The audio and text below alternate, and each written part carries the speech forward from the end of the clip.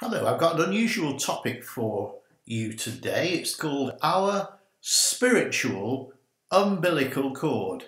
Our spiritual umbilical cord. Let's have a look together in Ezekiel. Now, Ezekiel, the prophet Ezekiel, in chapter 16, he talks about a baby who is rolling around in its blood. It's just been born. And in fact, he's showing that that is similar to Jerusalem. Ezekiel 16 verse 1. Again, the word of the Lord came to me, saying, Son of man, in other words, Ezekiel, cause Jerusalem to know, understand, and realize her idolatrous abominations, that they are disgusting, detestable, and shamefully vile. Pretty strong language here. And say to Jerusalem, thus saith the Lord God to Jerusalem, representing Israel, your spiritual origin and your birth are thoroughly Canaanitish. Your spiritual father was an Amorite and your spiritual mother a Hittite. As for your birth, on the day that you were born, your navel cord was not cut, nor were you washed with water to cleanse you, nor rubbed with salt or swaddled with bands at all. So here's the picture of Jerusalem, or the Israeli nation, the Jewish nation. It was told as a nation not to intermarry with the local people, with the Canaanites. The Canaanites used to sacrifice their children. And Abraham, in fact, where he lived, there was an excavation done recently in the area where Abraham lived, and they found loads of children's skulls because the Canaanites sacrificed their kids, put them through the fire and sacrificed them to Moloch. Now, the Israeli people, the Jews, were contaminated by these two, the spiritual father, the Amorite, and the Hittite.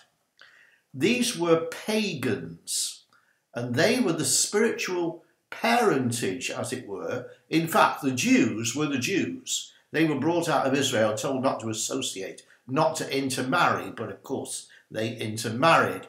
And so the nation was now kind of a mongrel nation of Jews intermarried with Hittites, Canaanites, and all the other sort of ites, the Amorites.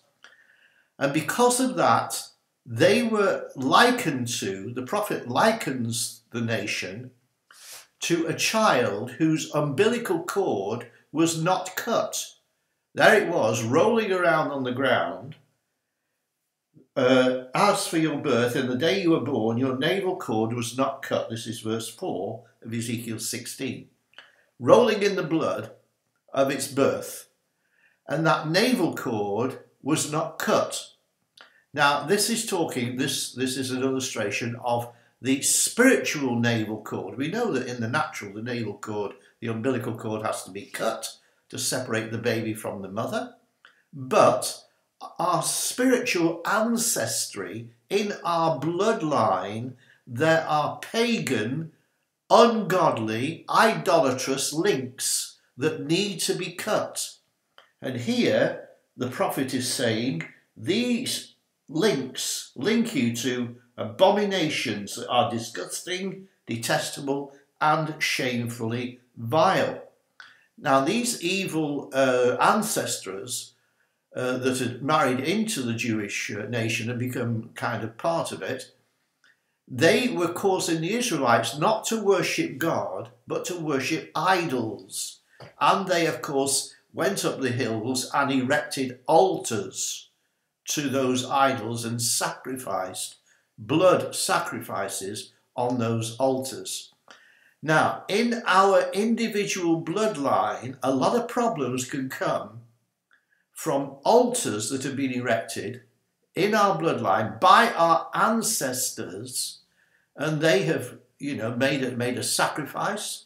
They could have been sacrificing to all sorts of evil entities. But like in everybody's bloodline, my bloodline needs to be cleansed.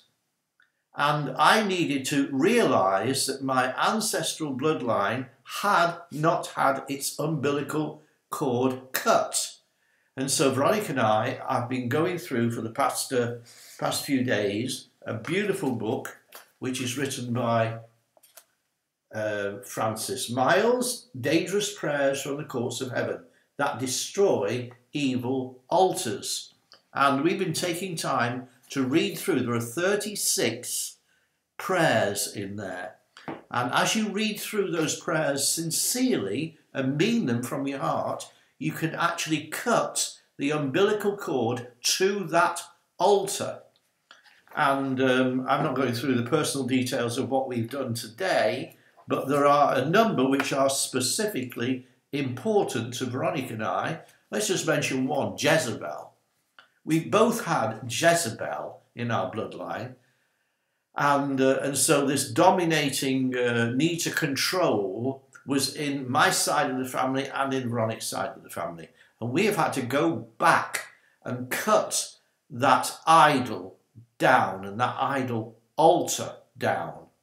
And Francis's prayers, the protocol of Francis's prayers have helped us to do that. So I heavily recommend you Dangerous Prayers from the Courts of Heaven that Destroy Evil Altars. Perhaps you didn't know that evil altars existed. But just like in the days of old, when the Jewish nation made altars, evil altars, to other gods apart from the true God Jehovah, and the prophet had to warn them about it and say, look, this needs to be cut. It's like an umbilical cord, a spiritual umbilical cord that needs to be cut. And so I can only tell you what I'm doing, and I'm feeling a lot freer. We are enjoying freedom from these evil altars of the past in our ancestral bloodline. I highly recommend that you do the same. God bless you. Thanks for listening.